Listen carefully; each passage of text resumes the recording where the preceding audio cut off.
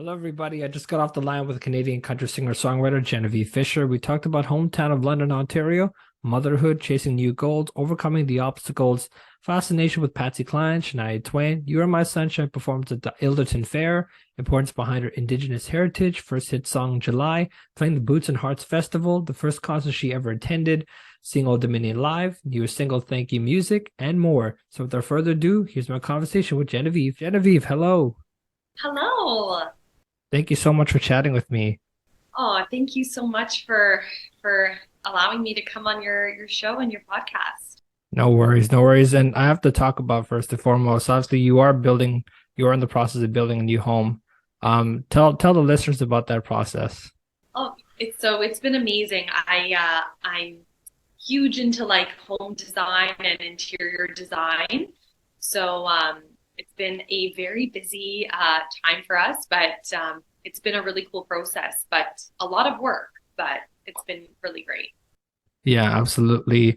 And I would just ask you, how has your schedule been? Has it been hectic? Yes, I will say the last I would say 4 or 5 months have been pretty hectic. Um, you know what? Even my summer was actually quite hectic as well. Um, just with shows and having a baby, being a wife, trying to still live a normal life and traveling quite a bit for shows. But of course, around Christmas it slowed down, so that was nice to have a little bit of a break with the family. Yeah, absolutely. And I have to ask right off the bat, I mean, you are a new mom, obviously, to a baby boy. Yeah. Can I talk about the importance of motherhood for you? Because I feel like that's such a significant part of your career already. Absolutely. Um, can you just talk about more about the what it means for you to be a mother now and how have you really changed in sort of your scheduling, but also handling those types of angles of stuff? Absolutely. I mean, um, what a whirlwind. I think when I was pregnant and sort of preparing for this new time in my life, I think I had sort of this idealization of what it was going to be like. And then it turned out to not really be anything like that.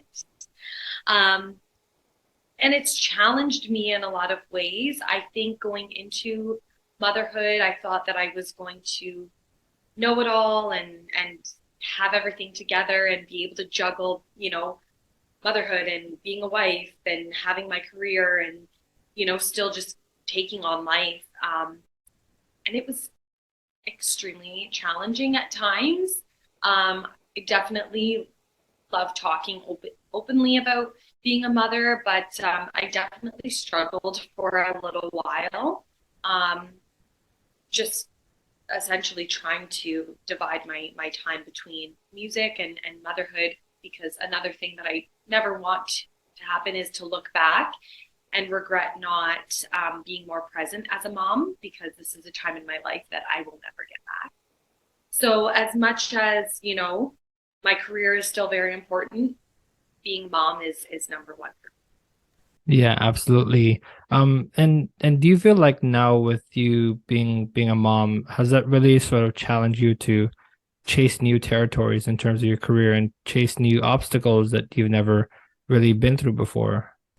me. Absolutely. I think it almost opened this whole new door for me where um, even when it comes to writing music, I want to write music that also relates to this time of my life, um, which hopefully will allow me to connect with other moms, um, and kind of hit a bit of a different demographic. I mean, of course, you want to kind of create music that people want to party to and festival kind of music, but I think it's really important that I also stay true to who I am as a person right now. So creating music that I think other moms are going to relate to. Yeah, absolutely. And I have to ask, how is your son right now?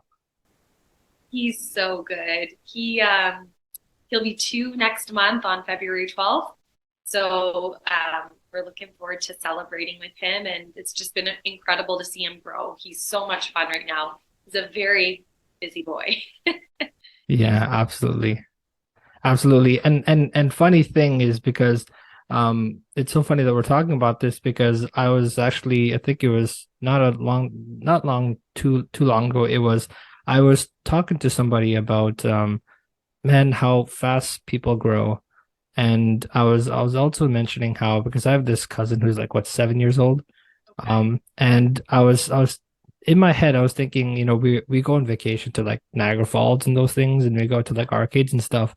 And here I am as like a 21 year old, with a 7 year old in an arcade, right? And I'm saying, man, I don't belong in this place because like I'm too old for this stuff and whatever. And then in my head also I think, man, I wish I could just relive these days. And then I kind of come to the realization and realize that, man, you can relive those days through the eyes of that 7 year old. Like do you ever like go to places like that and then have that moment where you're like, man, I wish I could just relive those days and then just do that all over again? Absolutely.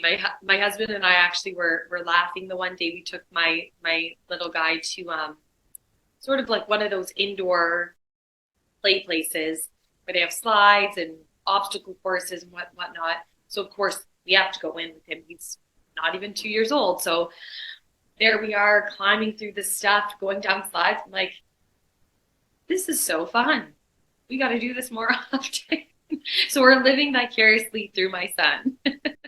Yeah, absolutely. And also I think yeah, like there was this 4 year old as well that we went to the Ripley's Aquarium in Toronto, Yeah. where we are right now. And it was just such a really cool thing to see the level of excitement he gets from just seeing different things. And then there's just this play place that they have in there as well that they can just roam around and freely just express himself as a little kid. And then, it's just those moments where I'm like, man, who am I? You Yeah. know, it's just those moments where you just blank out in moments like that. So, and I want to talk about obviously I think you're from London, Ontario. Yes. Born and raised in London, Ontario. Yeah, and was sports ever around in your household? I'm going to be honest, not really. I mean, my sister was definitely more athletic than I was. Um, I think I played soccer and baseball for a couple years, but other than that, I was always just very into my music. Yeah, absolutely. And honestly, I feel like Canada is, as a country, I feel like they're really attached on to hockey. Yeah. Like, I mean, is your family rooting for any teams in the NHL? Yes. So actually, my husband was a professional hockey player. He actually played in the OHL. He played for the Erie Otters and then the Sioux Greyhounds. So hockey is obviously a big part of our life now. But yes, we are Leafs fans. We have taught our son to say "Go Leafs, go!" So that's pretty awesome. But yes, huge Leaf fans here. Well, you're lucky because I am a Leaf fan as well. Okay, good. Yeah, so we're not on opposite sides, which is really good. So I want to talk about also this is so cool. You did a You Are My Sunshine performance at the Ilderton Fair at age 2. I mean, it's so long ago but do you remember those moments and what was it like? I mean, back then, I don't really remember, to be honest. Thank goodness for VHS tapes because I can look back on those memories. Um, but I definitely have fond memories of growing up and competing in different singing and talent competitions throughout Southern Ontario. But gosh, I don't remember my first singing competition, but it's crazy how much it changed my life. Yeah, absolutely. And can you talk about more about the your musical influences because it seems like you're really immersed into different artists when it comes to Patsy Cline and obviously before we started this interview we talked about Shania Twain. Yeah. How much of that really weighed on your music? Um, oh man, I mean, huge. I just remember, when I was heavily into competing in competitions that I always loved singing Patsy Cline songs, Brenda Lee. I think it was more of the tone of their voice. I felt like I had similar qualities. So that's kind of how I fell in love with some of those old time country singers. But I mean, obviously Shania Twain was a huge influence for me. She was just an incredible songwriter, performer, even how she dressed. I loved everything about her. So huge influence, and even in terms of how I would try to dress, when I was younger, and still to this day. Yeah, certainly, and also you have this importance of also making it very clear about your indigenous heritage. How much of that is such a significant part of who you are as a person? Yeah, I mean, that's something too that I more recently have talked openly about, but I've definitely struggled a little bit with my identity growing up, just because I was not, born and raised on a reserve. I still have, so many family members that live on Chippewa. But I definitely struggled just with my identity and my culture itself. I didn't know much about it. I wasn't raised with it. But it was when I was in university, when I was studying at Western, that I really started to dive into my culture. I ended up actually minoring in First Nation studies.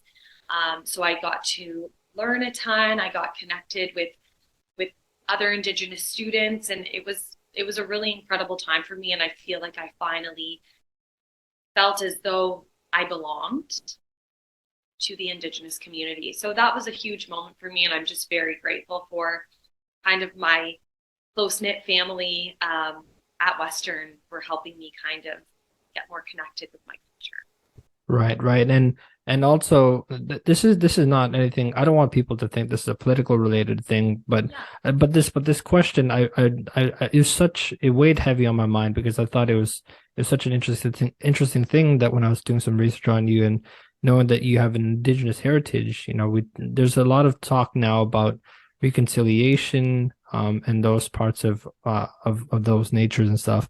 Can I ask you about do you feel now there's a point in time where you're seeing, do you feel there will be a time where we see reconciliation with those types of people, and also you being with the indigenous heritage, do you feel like now with everything you've learned about your culture and getting really immersed in that, do you feel that there's a point in time where that will happen? Yeah, I mean, it's definitely always going to be a work in progress in my opinion. But it has been quite incredible to see, even online, the amount of people who are more vocal and supportive of Indigenous people, Indigenous organizations. I follow a lot of especially female-led companies who are Indigenous. Um, there's actually a makeup company called Cheekbone Beauty, and the owner of that company, her name is Jen Harper, and I love following along her journey and just seeing the impact she's making. But I definitely think it's always going to be a work in progress. I mean, it is a political thing to talk about because people have their different views on Indigenous people and Indigenous issues in Canada. But yeah, I think I think we're getting there, but definitely still a work in progress. Right, absolutely. And I want to go now to talking about honestly there's so many hard times in the past few years, obviously with the COVID lockdown and all those things. But reading more about you in quarantine, you really seem to develop into the piano skill set of your music. Tell me more about that. Yeah, I almost in a sense felt like I was forced to really kind of get back into the piano, just because it was me, myself, and I thought, well, I don't have a guitar player here with me, so I think I'm gonna have to sit down and kind of do some work at the piano. I was trained classically. I have my grade 6 in piano. I needed it for my university program. So it was a cool time for me. I mean, challenging for sure, but very grateful for that time because now I'm always playing piano. I play piano now in my writing sessions. So it's been actually a huge help for me. It's been really great to also incorporate it into my live shows. So I'm as much as COVID was hard, I'm grateful for some moments in COVID that allowed me to just be home and work on my craft. So Yeah, absolutely. And I feel like, I need to ask you this because obviously you picking up the piano skill set and developing that in quarantine. But when you first started to do that during the quarantine period, did you ever have moments where you just freaked out because you're like, I haven't done this in a while, or if I try this thing something new now, playing piano, in a time where I don't have a guitar player, it's just me and a stripped down piano. Was it just moments like that where you just have those freak out moments? yes, especially when I started to do like Instagram lives with different artists, or I think I did a couple. I actually did one with Steam Whistle, the brewery in Toronto. They were doing kind of this cool live thing for people on Instagram. So they asked me to do a show, and I think it was about a half an hour show. And I remember before being like, okay, I'm starting to sweat because I'm nervous. I don't want to mess up while I'm playing piano. It was just so new for me to accompany myself.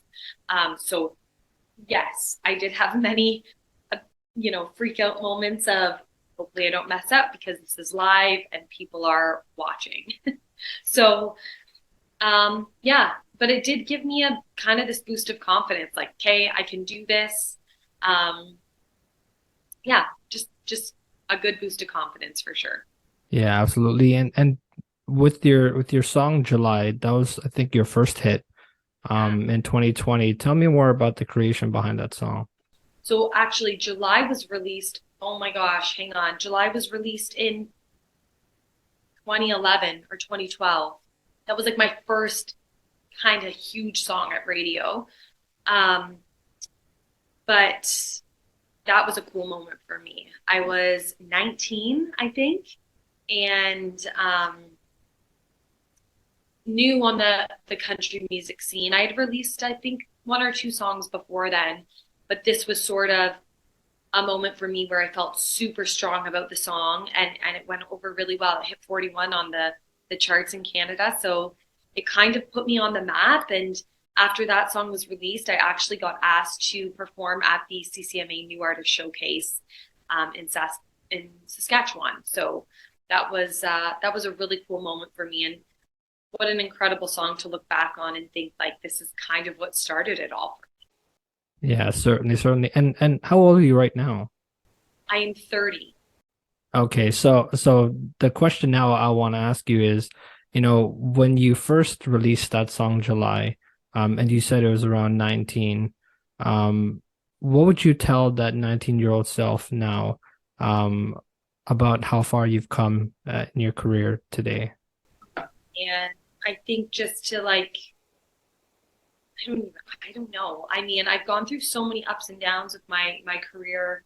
Um, the music industry can really take a toll on your mental health, and I know that there are so many artists who feel the same. But I think I would just say like to not, obviously you want to put focus on radio and streaming and all of that. But I think what it boils down to is just make sure that you're just always staying true to yourself and creating your music that means something to you, and to not get so caught up with the social media side of things as well. I think as the years went on, I think I would sort of get into a bit of a panic mode regarding social media side of things. So just to always be you, because I think you'll gain those authentic followers just by being yourself. Absolutely. And I also want to go further back and ask you this. What would you say to that 2-year-old self that was at the You're My Sunshine performance at the Ilderton Fair, and now the 30-year-old self that you are now? What would you tell the 2-year-old self? I I mean, I don't just hang on tight. You're in for a ride. You're in for a wild ride. No, I just think to again to just yeah, just to believe in yourself too. Like I had so many moments where I've doubted myself. I mean, I still do that to this day. But yeah, even when I think about Harrison, my little guy, I just if I'm not um if I'm not my biggest fan, who will be, right? So I want him to also look at what I'm doing and be proud of his mom that I'm just doing something that I love and kind of take me for me or yeah. Yeah, absolutely. Like I'm a big fan of the Bobby Bones show, Oh and yeah. I watch it on the daily. And there was this interview that he did with the Runaway June recently, Oh yeah. and I think one of the Runaway June members was a new mom, and she was kind of like going back to those moments of saying, "Man, I'm so sorry that I'm your mother because I don't know what I'm doing." And so when we're talking about your baby boy Harrison, do you ever have moments where you just kind of break down and say, I'm so sorry that I'm your mother, that I just don't know what I'm doing, but then and you end up figuring it out? Do you ever have moments like that? Absolutely. Absolutely. I mean, again, I think it's so important to talk about because I know I'm not the only mom who goes through this, but you have days where you're like, I am I cut out for this? Am I a good mom? I feel like I have days where I doubt myself as a as a mom and like, am I doing this right? Am I raising him the best way that I possibly can? And I think it's just you are the best thing for your own child. You always will be. You'll always be their safe place to land. So for me, I just always kind of remind myself of that. And when I have days that I'm telling myself I'm not a good mom, I just think I need a good kick in the arse. You know what I mean? Yeah, To not absolutely. say No, honestly, I totally get it. I think that, like, I think that's a normal reaction. I don't think that's anything to shy away from. I think that's just something that it's human nature. It really is. you're It's not something to be afraid of. And obviously you've had so much accomplishments. And we have to talk about that. You have so many. There's just that David James, then there's you feature. Then there's the playing favorites one, your first solo top 40 hit, first time name appeared in the top 40 with two different songs at the same time, CMA Ontario nomination, single of the year 2018, female artist of the year 2013, 2015, 2016, 2017, 2018, and 2020, CCMA yeah, performance selection. Man, like your list of accomplishments seem so big right now. And obviously you've had a lot of playing out experiences that have helped shape that. yeah, Boots and Hearts Festival. yeah. Talk to me about that. Yeah. Oh man, Boots is like it's every artist's huge bucket list, I think, festival to play. So it's been pretty cool to be able to say I've played it multiple times. Um, I think the fans at festivals just bring kind of this different energy. They're there to party, they're there to listen to good music, to dance. So it's a super fun festival, and obviously I hope I get to play it again in the future. Especially because I have so much new music that's coming out over the next year. So um, yeah, that was a huge bucket list moment for me, and a moment in my career that I was like, "Okay, this is huge for me to be playing a festival." Absolutely. And I want to ask you, what was your first concert? Okay, so my first concert with a band backing me was actually in my community of Chippewas of the Thames, which is just outside of London. And I had the opportunity to open for an indigenous um, artist. Her name's Crystal Shawanda. She's a country singer. But I've always been such a huge fan of her. Her voice is incredible. So that was a really cool moment for me to actually perform at my community, for my community, and open for a huge country artist. So that was cool for me. Absolutely. And what was the first concert you've ever attended? Oh gosh, first concert. Oh, I want to say like I want to say O Town. They were like a boy band, but I vividly remember going to their concert at Centennial Hall in London, and I want to say that that was my first concert. So yeah, Absolutely. I'm sure. And what would you say the most recent concert you've ever attended? I was just at the Old Dominion concert in London at Budweiser. Oh, yes, yes, I did. I saw that on your story. Yeah, yeah. They were so good. They were so good. They sounded exactly the same as their stuff on the radio. Yeah, absolutely. I think Old Dominion. I remember watching Old Dominion on Songland. If you ever seen that show. Yes.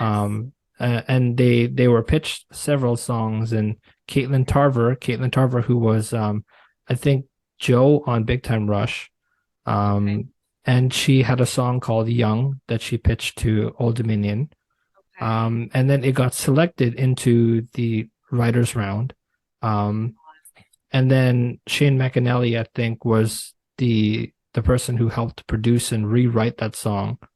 Um, and then it ended up winning. And Old Dominion used that as their song for the Jeep commercial that they did.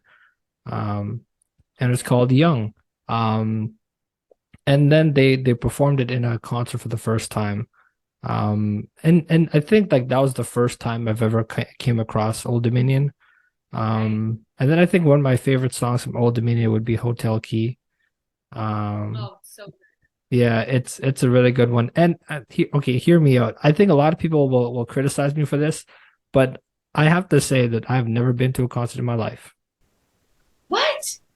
No, I haven't. I haven't. Hey, when are you gonna go? When are you gonna do this?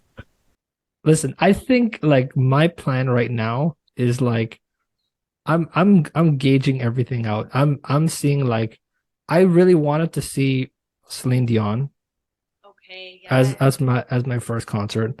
I've always wanted to see the people who are going to come off the stage and soon enough. I think there are some artists that are going to be retiring soon from touring, whatever. For And I sure. want to see them come off the stage first rather than going to like a modern day type country artist that even though I love modern country artists, I think it just you cannot compare it to people like Lionel Richie, Celine Dion. I think one of my favorites that I've always wanted to see has been Celine Dion or Lionel Richie. Two incredible artists. Yeah. Yeah, like Um, Dawn is. There's no one like her. absolutely, absolutely. And as we're wrapping up here, I want to ask you about I mean, how do you I don't know how to really describe this question, but I'm actually gonna put this question out. Do you, with all the experiences you've had in your career, do you feel gratified by everything now?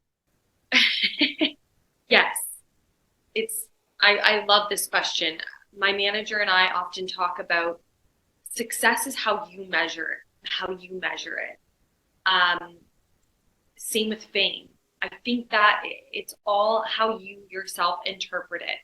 Um, I can genuinely sit back and say that I am over the moon and overjoyed with the success that I've had thus far as an independent female artist. Um, I hope I can say that I've gained a lot of respect from other artists and industry members. Um, but something that I truly pride myself on is just that I feel like I truly am my authentic self. I'm hopefully kind and and I hope people look at me in that kind of point of view. But I'm really happy with the way my career has shaped out to be, and I hope that I don't slow down at all and just continue to grow my career. Absolutely. And with my last two questions, my second last question to you, and this has challenged every single person I've ever brought on the show. Um, Okay. and so I'm gonna pose it to you now because I feel like we've already had this great conversation, but I feel like I really want to challenge you on this question. So Right. here it is. What would you say is the most personal, immersive, powerful out of body experience in music? Oh man, that is a really hard question. I would say for me, I think I've had moments like that on stage, especially when you have an audience who is so engaged with you and your show. It's a moment that's very difficult to explain. Or getting off of the stage after like a really high energy show. It takes a lot for me to like come back down from that. It's almost like a high. It's actually pretty crazy. But I would say that's what I would say is like having a really, really great audience, being so into your show, and you coming off that stage feeling like you're actually like having an out of body experience. Absolutely. Absolutely. And I totally understand that. And I think my last question would be, if you were to play a song with anybody who is already in heaven, who would it be and what song would you play? Oh my gosh. What are you doing to me? Let me think here for a minute. This is a really tough question because my husband's grandmother passed away in April of last year, and we were extremely close to her. And I do have one regret. I wish that before she passed that I sang to her more when we went to go visit her. So I think if I got to see Grandma one more time, I would sing her my song that I wrote for my son called Pardon. Absolutely. And I want to just wrap up, and if you can briefly explain your song, Thank You Music, because obviously with all the experiences you've had in your career and your son Harrison and your husband, your family, all those combined, I mean, your song Thank You Music has really been an anthem for people who really have been influenced by music and touched by music in some way. Can you explain more briefly in terms of how that came together? Yeah, so I wrote Thank You Music on January 20th of 2022. I co-wrote it with one of my closest friends in Nashville. Her name's Jen Schott, and we were writing via Zoom. And I had gone into the writing session. I was going through a bit of a rough time. My son was about to turn 1. I was feeling a little bit lost, both personally and professionally. And I told her that I really wanted to write almost a farewell or like love letter to music. Because at the time, I really wasn't sure how music was going to pan out for me. I was struggling with motherhood a little bit. I think I was maybe dealing a little bit with some postpartum. And so she actually came up with the idea of like, she's like, why don't we title it Thank You Music and actually write like a thank you letter to music and how it's helped shape you, how it's, been hard for you at times. So that's kind of how the song came to be. I think we wrote the song in a couple of hours. And I remember after writing it that I wanted to just keep singing it. So it obviously really resonated with me, both lyrically and musically. So that's kind of how the song came to be. And I can genuinely say it kind of sparked a new life in me and proved to me that I'm not ready ever, right, as of right now, to leave the music industry. It's just such a huge part of who I am. And I think it's going to continue to shape who I become in the future. So. Absolutely. Well, I'm a big fan of that song. Such a really poignant song, and it's gonna really resonate with a lot of people. And well, we've come to the end of this interview, but thank you so much for chatting with me. It's been such a pleasure. To the listeners who made it this far into the episode, thanks so much for sticking around. I hope you enjoyed my conversation with Canadian country singer-songwriter Genevieve Fisher. If you want to connect with Genevieve, you can find her on Instagram, Facebook, Twitter, YouTube, and or on TikTok. To help support my show, you can feel free to share it with family, friends, or social media. You can find me on Instagram, Twitter, TikTok, YouTube, or on Facebook. You can listen to my show on all podcast streaming platforms. I've been your host, Jigme Kelsang. Thanks for tuning into the show.